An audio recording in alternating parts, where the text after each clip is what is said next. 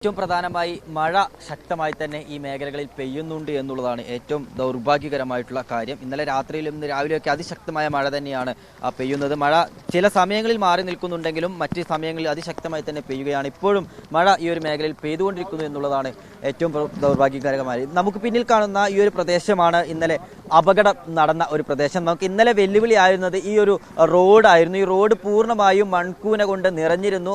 ഒരു തരത്തിലും അങ്ങോട്ടേക്കോ ഇങ്ങോട്ടേക്കോ കടക്കാൻ പറ്റാത്ത ഒരു സാഹചര്യമൊക്കെ ഉണ്ടായിരുന്നു. പക്ഷേ ഇന്നലെ രാത്രി ഏറെ വൈകിയും ഇവിടെ രക്ഷാപ്രവർത്തനം തുടർന്നുകൊണ്ട് തന്നെ ഈ റോഡ് പൂർണ്ണമായും ക്ലിയർ ചെയ്യാൻ സാധിച്ചിട്ടുണ്ട്.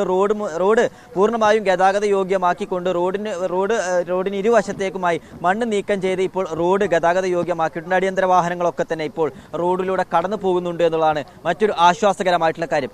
ഇനി നമുക്ക് കണ്ടെത്താനുള്ളത് 5 പേരെയാണ്. ഈ 5 പേര് ഈ മണ്ണിനടിയിൽ എവിടെയോ ഉണ്ട് എന്നുള്ളത് തന്നെയാണ് നമുക്ക് സങ്കടകരമായിട്ടുള്ള കാര്യം. അവരെ ഇനി കണ്ടെത്തേണ്ടതുണ്ട്. ഇന്നലെ മെറ്റൽ ഡിറ്റക്ടറും അതുപോലെ ഡോഗ് സ്ക്വാഡ് ഒക്കെ എത്തിക്കൊണ്ട് ഈ ഭാഗങ്ങളിലൊക്കെ പരിശോധന നടത്തിയെങ്കിലും അവരെ കണ്ടെത്താനായിരുന്നില്ല. ഇന്നലെ ആ വഴി നമുക്കൊരു വെല്ലുവിളിയായിരുന്നു. എന്നാൽ ഇന്ന് ആ വഴി നമുക്ക് വെല്ലുവിളിയല്ല.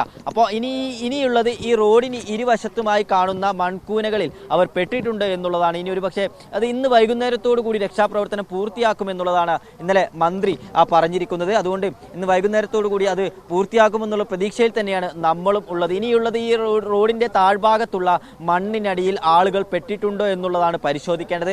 ആ ഭാഗത്തേക്ക് യന്ത്രങ്ങൾ ഉൾപ്പെടെ ഇറക്കിക്കൊണ്ടുള്ള ഒരു പരിശോധന അല്പസമയത്തിനകം തന്നെ ആരംഭിക്കുമെന്നുള്ളതാണ് നമ്മൾ മനസ്സിലാക്കുന്നത്. കെഡാവർ ഡോഗുകളെ ഉൾപ്പെടെ എത്തിച്ചുകൊണ്ടുള്ള ഒരു പരിശോധനയായിരിക്കും നടത്തുക. ഇന്നും ആ തെർമൽ ഡിറ്റക്ടർ ഉൾപ്പെടെയുള്ള സംവിധാനങ്ങൾ എത്തിച്ചുകൊണ്ട് ഒരു പരിശോധന ഇവിടെ നടക്കുമെന്നുള്ളത് തന്നെയാണ് നമ്മൾ മനസ്സിലാക്കുന്നത്. മന്ത്രി ടി സിദ്ദിഖും AP അനിൽകുമാറും ജില്ലയിലുണ്ട്. അല്പസമയത്തിനകം തന്നെ അവരും ഇവിടെ എത്തിക്കൊണ്ട് രക്ഷാപ്രവർത്തനത്തിന് നേതൃത്വം കൊടുക്കും.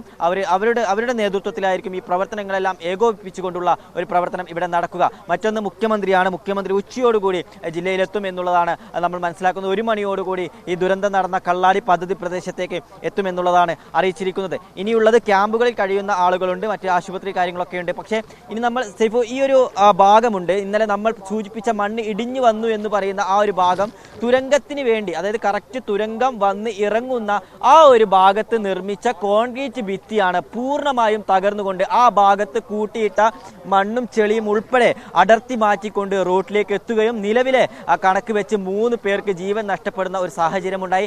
5 പേരെ മണ്ണിനടിയിലുണ്ട്. ബാക്കി 9 പേർക്ക് പരിക്കുകളോടെ രക്ഷപ്പെടുത്തുന്ന ഒരു സാഹചര്യമൊക്കെ ഉണ്ടായത് ആ ഒരു അപകടമാണ്. മഴ ഇപ്പോഴും ഈ ഒരു ഭാഗത്ത് മഴ പെയ്യുന്നത് കൊണ്ട് നമുക്ക് ദൃശ്യങ്ങളിൽ നിന്ന് വ്യക്തമാണ്. പല ഭാഗങ്ങളിലായി